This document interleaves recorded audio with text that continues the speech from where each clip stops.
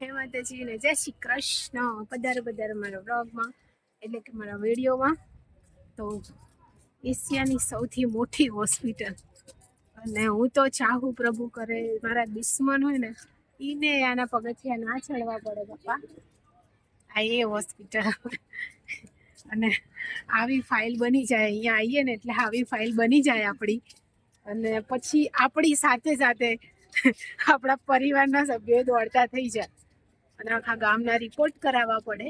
અને પછી આ બિલ્ડિંગ ખબર છે કોઈને? કઈ બિલ્ડિંગની હું વાત કરું? જ્યાં દુશ્મનને બી આવવાનું ના થાય એવી હું પ્રાર્થના કરું ભગવાનને. અને જ્યાં તમને તમારા જીવનના સ્ટેજ ડૉક્ટર દ્વારા કહેવામાં આવે પહેલો, બીજો, ત્રીજો ને ચોથો, મતલબ ફર્સ્ટ, સેકન્ડ, થર્ડ ને ફોર્થ સ્ટેજમાં છો કે નહીં એ તમને કહેવામાં આવે. જો કે આ તો ખુશીની વાત છે.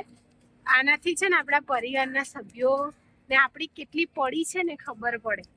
મારા ઘરના તો મારી બહુ જ પડી છે આખા ગામની. બટ તોય આ જગ્યાથી મને એટલી નફરત હતી આ ડિપાર્ટમેન્ટથી પહેલાથી. ચાલુ ભગવાન મને અહીંયા જ ખેંચી ખેંચી લાવે છે દર વખતે. અને 2023માં શરૂ થયેલો એ સફર સામાન્યથી ચાલો નેગેટિવમાંથી લોકો પોઝિટિવ થઈ જાય અહીંયા આવીને. તો એવી પરિસ્થિતિમાંથી ફાઇનલી આપણે ડગલા ભરી રહ્યા છે. બસ હું ભગવાનને પ્રાર્થના કરું કોઈની આવી આ કલરની ફાઇલ કોઈની ના બને. I hate this orange colour. તો બસ બહુ અઘરું છે અહીંયા સર્વાઈવ કરવું. અને આખા ગામની બીમારીઓ, અને અહીંયા એવા એવા ખતરનાક પેશન્ટ આવે છે કે બહુ તકલીફ થતી હોય. નાના નાના બાળકો, અને જો ખાલી પેશન્ટ જો બધે ચારે બાજુ પેશન્ટ જ છે. એટલે હોય અત્યારે તો પેશન્ટ જ જોઈ નહીં. બટ હું પ્રે કરું પ્રભુ કોઈને આ સમય ના લાવે.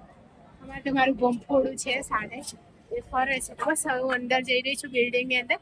ત્યાં અલાઉ નહીં હોય વિડીયો બનાવવાનો. એટલે હું તમને કેવું ફીલ થાય છે મારી જોડે પેશન્ટના સગા બનીને? બોલો પેશન્ટના સગા. ચલો બાય.